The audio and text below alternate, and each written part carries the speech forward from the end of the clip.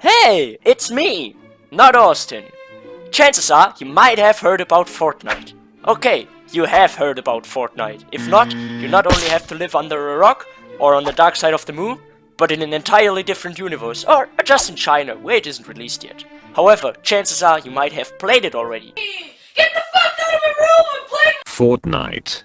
And if not, let me introduce you to the topic I'm talking about today. Jump pads.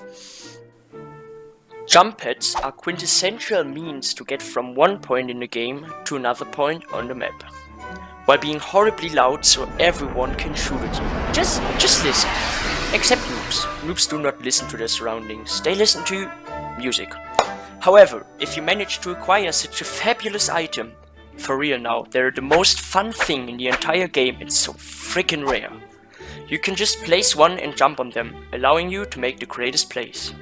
But from here on, if you get into the science of these things, it gets terrifying. God damn horrifying. However, let me start from the beginning. If you have ever used a jump pad, you'd probably notice that it gets you up pretty quickly. A little too quick if you ask me. To determine the force that is applied on you, we first have to determine the height. Luckily, Epic Games gave us means for measuring. And I'm not talking about buses or whatever to compare sizes to, because believe me, everything, literally everything in this world is oversized. Me and my friends tried to get into the same game to shoot ourselves with a sniper. The moment we found one, we ran to the most abandoned places where no one is. Well, obviously not here, rather places like this or here, and built various platforms.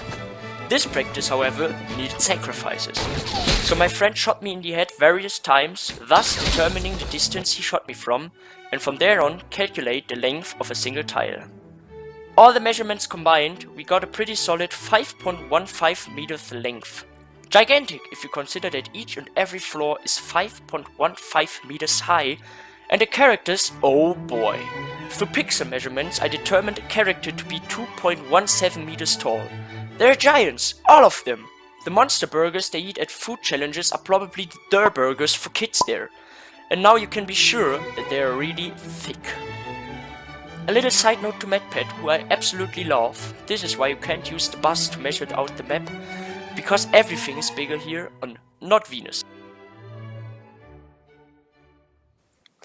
So now that we are having the height of one tile, we can determine how many meters you are catapulted up into the air by a jump pad.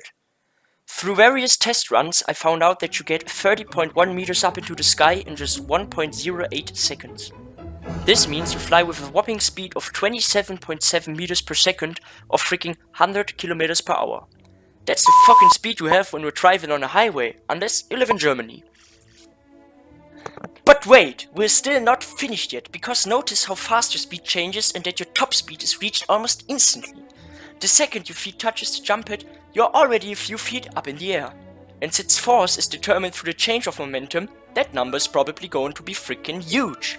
I recorded with 120 FPS and I could not find the frame in which the character's feet touch the jump pad. So, let's say it takes roughly 1/100th of a second for the pad to accelerate your character to maximum speed. As I already mentioned, force is the change in momentum, so let's start with the easiest scenario possible. When you place the jump pad beneath your feet. Your momentum at start is 0, however, for your momentum at max speed, we first need your mass. I dug through the internet and found a page where they listed average human body weights together with their height. Sadly, the height of our characters wasn't even in this chart, plus we have male and female characters in the game. So, to be fair, I took all the average values and put them into a regression, and boom! Our character's weight is 109.1 kilogram. So, mass times speed equals the momentum, and that is 3030.55 kilogram times meters per second in our case. Hence, the total change is the exact same value. However, as already mentioned twice, the period of time in which this change happens is important for the force. So, we have to divide our momentum by 0.01 seconds, and thus the force that is applied to the body of the character is... wait? 303,000 Newton? Wait, what? 303 kilonewtons of force? Holy fucking shit! That is a lot! To illustrate that a bit, it takes about 4,000 Newton to break the strongest bone in our body, the femur, your upper leg bone, if the force is applied perpendicular for sure. And roughly double that amount is required if the force operates horizontally. And it still is enough to break the bone 37 times. 37 times, and that is not even the final extent of all this. To take this any further, you can jump from absurd heights, land on the jump pad, and get propelled back upwards in the same way. Okay, for this I first had to figure out the top speed at which someone falls, and just as a teeny tiny byproduct, after I threw myself into the abyss and killed myself countless times, I found out that the gravitational pull of this planet is 52.62 meters per second square. That is more than 5 times of Earth's gravity. Hence, your arms will rip off if you use your glider and you're running around kicking people in the face because nobody has the arms left to pick up a weapon. I can make a more detailed video on that if you're interested. Anyway, back to the main topic. I believe that there is a maximum speed at which players can fall, so I build a tower all the way up to the building limit and let my friends drop down so I can measure the time they need to drop the distance of 2 tiles, aka 10.3 meters. They needed 0.03 seconds to travel that distance. That means that your character is falling at the speed of fucking 343.33 meters per second or 1236 kilometers per hour. This is exactly the speed of sound in dry air. Your character is a freaking jet flying at 1 mech. Oh goddammit, this is going to be a huge number. The momentum of your character falling now is minus 37,475 kilogram times meters per second. With that, our total difference is 40,488 kilogram times meters per second, and that changes over the course of 0.01 seconds. I'm afraid to put these numbers into my calculator, but well, here we go. And for the final conclusion now, drum roll please. The force that is applied to your body is 4,048,821 Newton. That is 4 meganewton. Holy shit. And now I'm sure that the people in Fortnite are everything but human. That force is enough to break every bone in your body numerous times. I'm out. That's too much.